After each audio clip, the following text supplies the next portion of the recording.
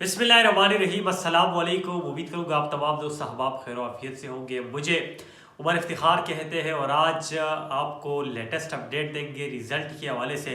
अगर मैं बात करूँ खैबर पख्तूनख्वा के हवाले से, चूँकि हम खुद आज फील्ड में थे, देख रहे थे कि आज अवाम क्या करना चाह रही है, आ रही है या नहीं आ रही। सबसे पहले अगर इलेक्शन से पहले की बात की जाए तो टीवी पर यही चल रहा था कि अवाम नहीं निकलेगी, अवाम जो है वो मायूस हो चुकी है, इमरान खान जो है वो जेल में है। लेकिन आज पूरा पाकिस्तान निकल आया। आज हर एक शख्स जिसका पहला वोट था या बूढ़े चारपाइयों पर, इवन दो के दुल्हन जो है वो भी आज वोट कास्ट करने आई और हमने उनको देखा बाकायदा।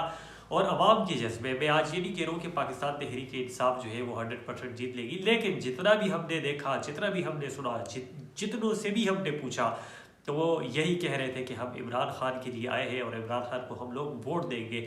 इसी के साथ साथ आज बहुत से लोगों से ऐसी मुलाकात हुई जिन्होंने कहा कि ये पर्ची नवाज की है, लेकिन वोट हम इमरान को देंगे। और नज़र भी आ रहे हैं खैबर पख्तूनख्वा में तकरीबन पीटीआई जो है वो क्लीन स्वीप कर गई है। और नवाज शरीफ और गुश्तासफ खान वाला जो मुकाबला है उस पर भी गुश्तासफ खान जो है वो लीड कर रहे हैं, PK39 से इकराम गाजी जो है वो लीड कर रहे हैं। और दूसरी तरफ जो सरदार यूसुफ साहब है वो भी अच्छी खासी पोजीशन में है। मेरे ख्याल से पूरे KPK से 2-3 सीटें जो है वो मुस्लिम लीग नून निकाल लेगी। इसके अलावा जो पाकिस्तान तहरीक इंसाफ है वो लीड कर रही है। पंजाब में भी जो बड़ी बड़ी सीटें हैं, जो बड़े बड़े हल्के समझे जाते हैं, जिस तरह मुस्लिम लीग नून की मरीम नवाज शरीफ के हवाले से, अता ताड़ के हवाले से और दीगर और चौधरी के हवाले से, तो और चौधरी से सलमान अकरम राजा जो है वो आगे है। इसी तरह मरीम नवाज से भी कुछ लोग जो है वो आगे है।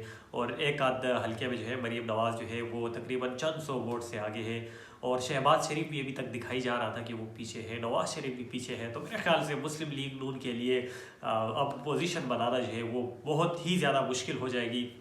इसी के साथ साथ खबर ये आई है कि मुस्लिम लीग नून ने इजलास भी बुलाया है। अब पता नहीं इजलास जो है वो क्यों बुलाया है, क्या वजह है, नवाज शरीफ जो है वो दोबारा बाहर जाएंगे या नहीं आएंगे।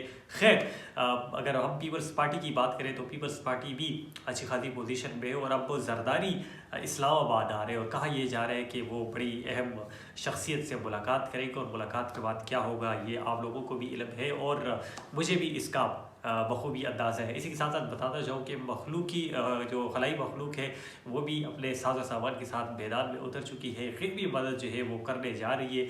और मौलाना फजल रहमान जो है वो इस वक्त अच्छे खासे बढ़ गए हैं। लकी मरवत से अगर मैं बताता जाऊँ तो लकी मरवत से शरफुल मरवत साहब काफ़ी ख़राब दिखाई वहाँ से दे रहे हैं, उनकी पोजीशन जो है वो अच्छी नहीं है। लेकिन ओवरऑल अगर मैं बात करूँ तो पाकिस्तान तहरीक इंसाफ जो है वो अच्छी जा रही है। अगर मैं इस्लामाबाद के हवाले से बात करूँ तो इस्लामाबाद में पाकिस्तान तहरीक इंसाफ जो है वो बाजी ले गया है।